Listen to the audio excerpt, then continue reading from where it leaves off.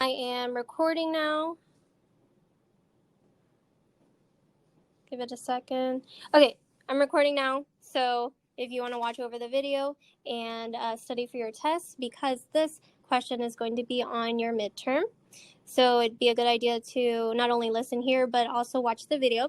So let's start off with the question. So just whatever you say here will be on the video. Congratulations, 6th period. Okay, so you're going to be finding centripetal acceleration. So if you're finding centripetal acceleration, what is the equation for centripetal force? Centripetal force.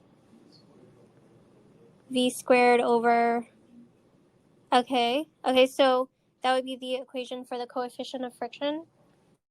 Yeah, but centripetal force would be mass times velocity squared over r times g. Okay, so that would be for centripetal force. And what is an equation, Newton's second law, that has acceleration in it? What is an equation that has acceleration in it? F equals ma. So if we know that F equals ma, we know that centripetal force will be equal to mass times centripetal acceleration. So we can kind of work backwards with this and see that we know that we're going to need acceleration. So we're going to try to find an equation that actually has acceleration in it. So we know that since acceleration is going to be multiplied by mass, then that means acceleration is going to be equal to v squared over rg. Yeah. Okay, so 3 dots. Therefore, centripetal acceleration is equal to v squared over r times gravity. Okay. So I'm going to come back to this, and I'm going to start with first my sum of all forces. Actually, I'm going to start with my free body diagram. So this is my free body diagram. And I'm going to zoom in over here and see that I have my two forces.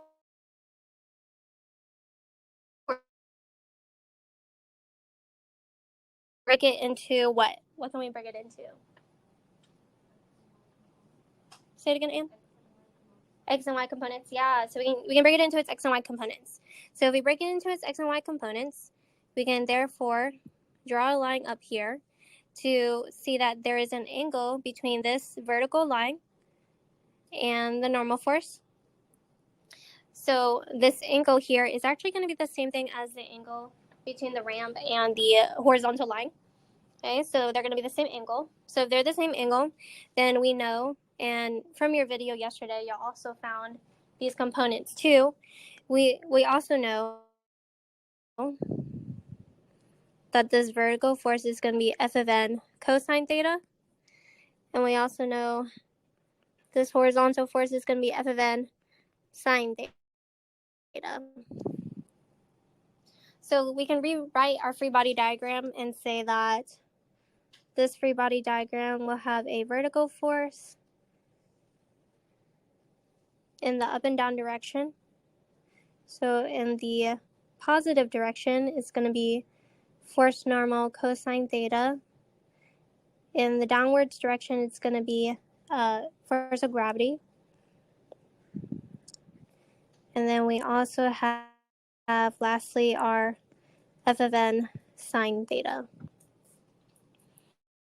And I'm going to continue drawing my little car, my Tesla, one day. One day. One of my friends is getting a Tesla, and he's 28 and a doctor. So if I can get to that level, then I can get my Tesla. So, it'll happen one day. Yeah, he's a doctor. Do I want to be a doctor? Maybe. But right now, no. I feel like you just have to think about that for a long time. You know those people who are like 14 and they're like, I want to be a doctor. I don't know how you do that. Unless one of y'all want to be a doctor. Luciano? Veterinarian? Yeah. Okay.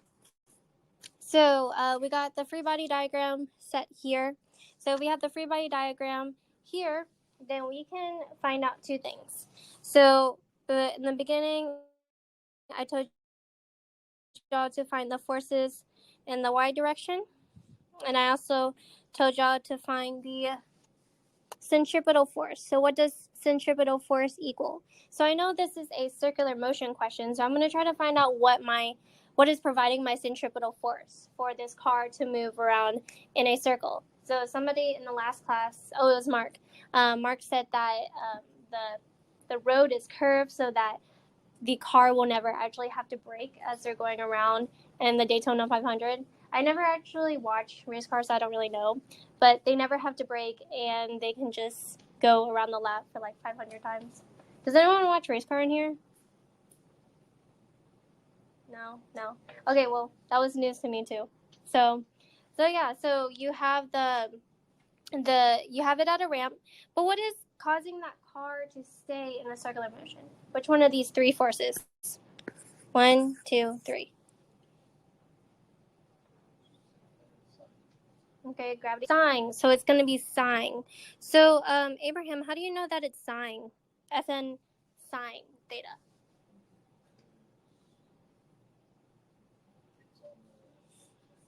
Okay, so 1, it's on the x-axis, and 2, centripetal force goes towards the circle or away from the circle?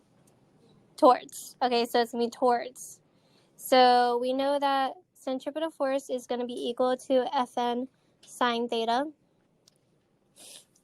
And we also know that since it's towards the circle, eventually centripetal force is going to be negative. But we'll just add that at the end. Okay, so centripetal force is going to be Fn sine theta.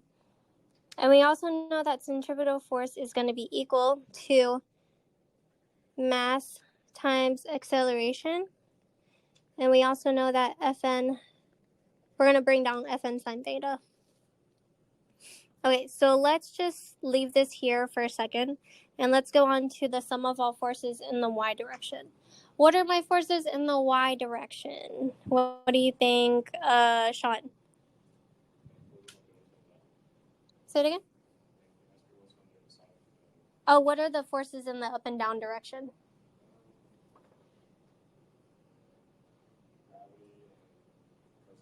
Yes, gravity and Fn cosine. So, one more question. Which one is the negative force? Gravity. Okay, so all my forces in the y direction is going to be Fn cosine theta minus force of gravity. And now we have to determine, since f of y, so f of y is going to be equal to ma, right? So it's going to be eventually equal to mass times acceleration. But we have to determine, does this car ever move in the up and down direction at all? No. So it never moves in the up and down direction. So therefore, acceleration equals 0. So it's going to equal 0 in the y direction. So we can just cross it out and say it's 0. So it's 0. And it's going to be equal to Fn cosine theta minus force of gravity. And then from here, what we can do is that we're just going to analyze both of our equations. And we see that there's one component that is similar between the two. What is a symbol that appears in both equations? What is a symbol that appears in both equations? Force normal. So we see that force normal appears in both equations.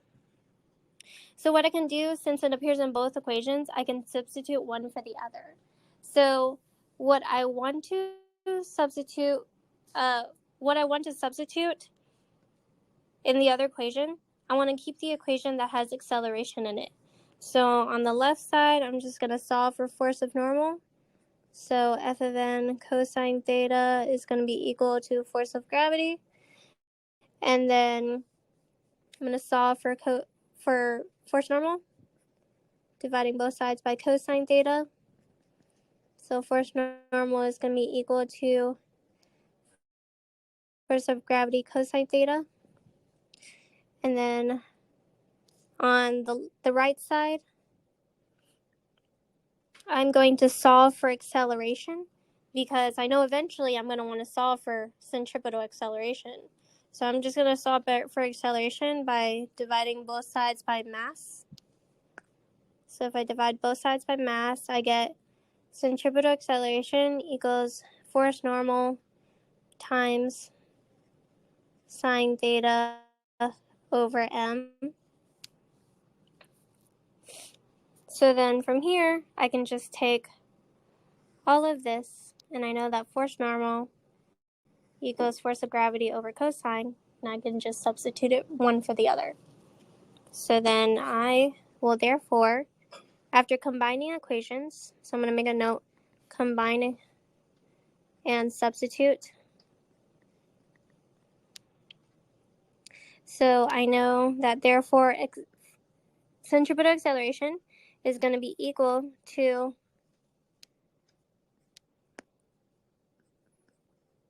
Fg over cosine theta times sine theta over m. And from your video yesterday, if we were to rearrange the components of this equation, we can say that f of g multiplied by sine theta over cosine theta multiplied by 1 over m. What does sine over cosine, what is another trigonometric function that represents sine over cosine? Tangent. Okay, it's going to be tangent. Okay, so we can say that acceleration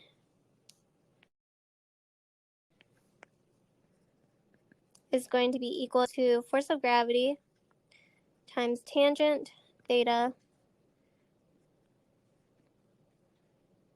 times 1 over m. And then my force of gravity, what is the equation for force of gravity? Mass times gravity, okay? So force of gravity is just mass times gravity. And if I were to multiply that by 1 over m, or if I can just put m underneath and then tangent on top, then eventually what cancels out? Mass, so mass cancels out, and then I'm left with gravity times tangent theta. Okay, so from there, now can I solve for acceleration? Yeah, so now I can solve for acceleration. So all that work for just gravity times tangent. So then gravity is 9.81, tangent theta, so we got 31 degrees. And then from here, your answer should be 5.8.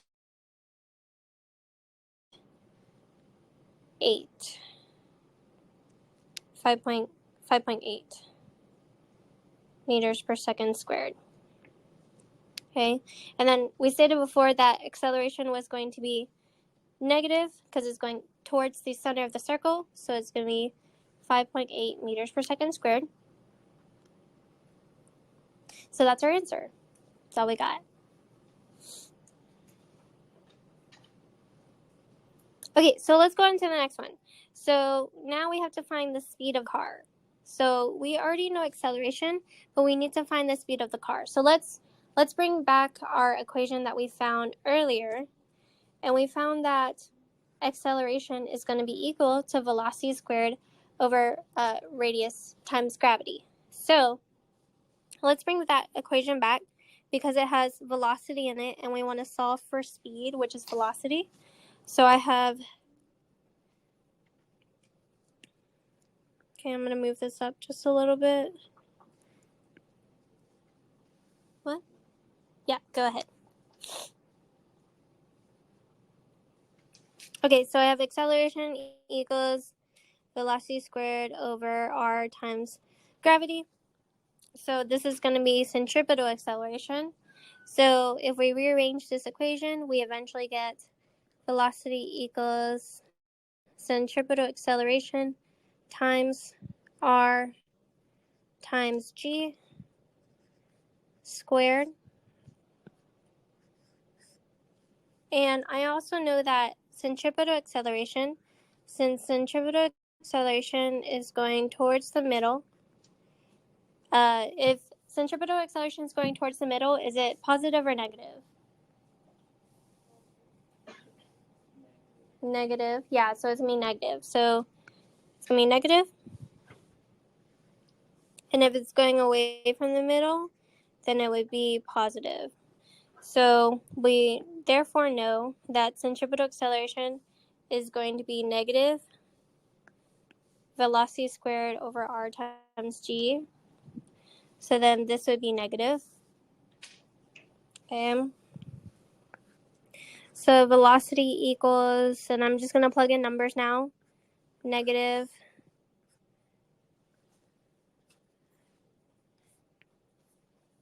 5.9 meters per second squared times radius, which is 316 meters times gravity, which is 9.81.